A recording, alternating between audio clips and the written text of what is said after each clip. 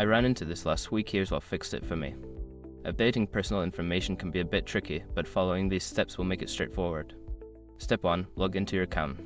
Before changing your settings, use the srock.com link in the description to open the password strength checker, then update your password if needed. Step 2. Navigate to profile settings. Once logged in, look for the profile or account settings option, usually found in the top right corner of the screen.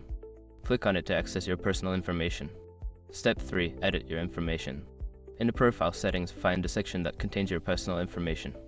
Click the Edit button next to the information you wish to update, such as your address or phone number. Step 4. Save your changes.